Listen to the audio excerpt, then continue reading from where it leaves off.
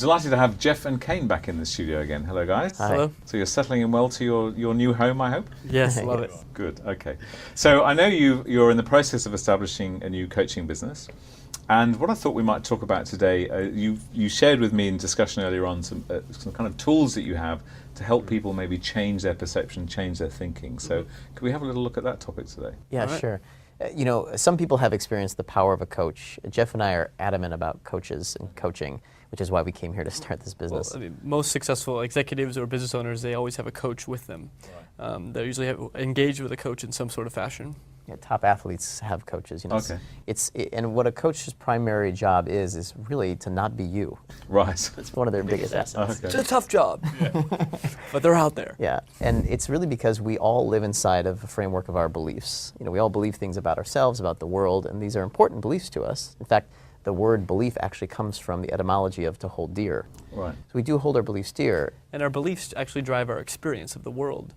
So every time we have a belief around, let's say we have the belief that life is hard work, then we'll make sure we create that experience of life being hard work, and then it comes back and it reconfirms the same belief. Right. So if we shift the belief, we shift the experience of people's worlds. And this is one of the key roles of a coach. Exactly. Yes. They can actually see the belief box that you are, or if it's my coach, that I'm inside of, and help me actually dissolve that so that I can rebuild a new construct of beliefs that helps me include what I want. It's that easy.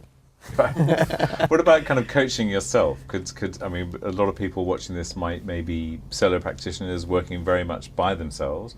Is there a tool that they can use to kind of coach themselves with this kind of thinking change that you're talking about? It's doable, but we recommend they get a coach. But yeah, I mean, so it's great to consistently challenge your own beliefs, and that's one of the things we wanted to share. I would definitely not say it's in replacement of a coach. No, it's you know, it's the beliefs we don't even notice that are really the most powerful in our lives. So how do we challenge a belief? Sure. So when you notice you're having an experience, that's kind of your first indicator. Like, it's hard to get more clients. I can't seem to raise my rates.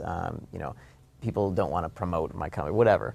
When you notice you're having an experience, the first question we ask ourselves is, what belief might someone have to have that experience? Right. So you probably want to write it down. I'm having the experience of a lack of leads. Yep. And then you put the question, what would somebody have to believe to have this experience? Okay. And then you almost are coaching that person on the piece of paper. Yeah, okay. So if you deepen your understanding of the thinking that you're carrying, or the you're thoughts. taking what's in the subconscious and you're making it conscious on that piece of paper. All right, let's say we've done that, then what do we do? So, I mean, you know, it's just as a sort of a quick tool, what we normally do for ourselves in that moment if we don't have access to our coach is we ask ourselves, what would we do or who would we be without that belief? Oh, okay. And this is so kind of seeing life beyond that. Yes. Exactly. Yeah. Let's to start to look at a more 360-degree perspective is, well, what if that belief weren't true? Right. Because we hold it as true and we're like, yes, that belief is That's right. true. But many times we find out later on that they're made up and they're not necessarily right, but they certainly are limiting. Okay. Do you believe that? Okay, so we put ourselves beyond it. Yes. Then what do we do? Or is that the solution? Have we gone this far before? Okay. So that's the solution, though, really. That gives us a new way of thinking. Well, aren't all beliefs limiting beliefs? Yes, all beliefs are limiting beliefs, even the ones we love.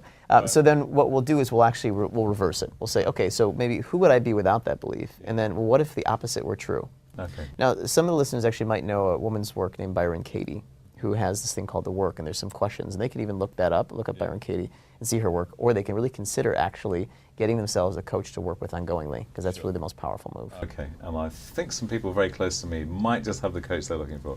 So if we need to find out more of what you're doing, universalevents.com.au. Yes. All right, guys, thanks very much for joining. Thank you. Thank you.